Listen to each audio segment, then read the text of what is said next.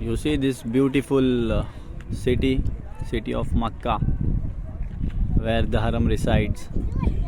I just want to highlight the two du'as which Ibrahim alayhis salam, the genius Ibrahim alayhis salam, the Khalil of Allah subhanahu wa ta'ala, he made dua.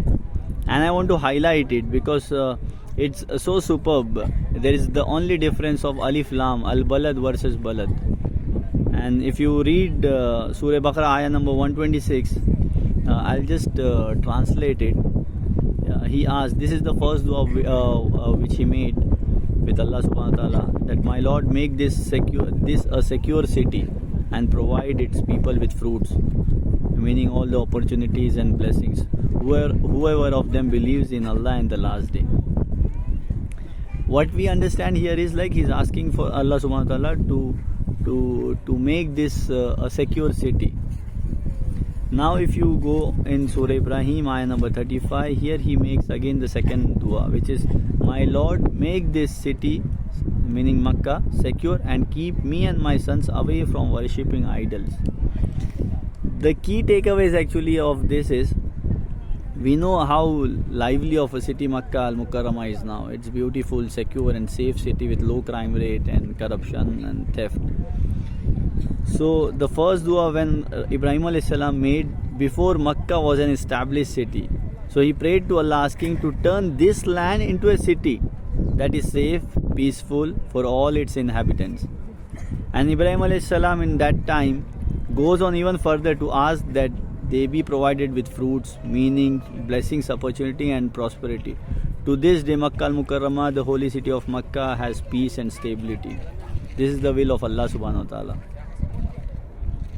Now the ayah continues, Allah said, and whoever disbelieves, I will grant him enjoyment for a little, then I will force him to the punishment of the fire, and rest is the destination.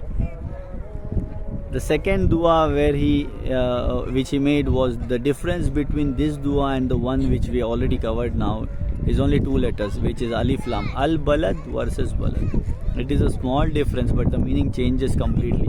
Prophet Ibrahim alayhis salam now returns to Makkah, where he recognizes it as an established city and asks that it remains secure.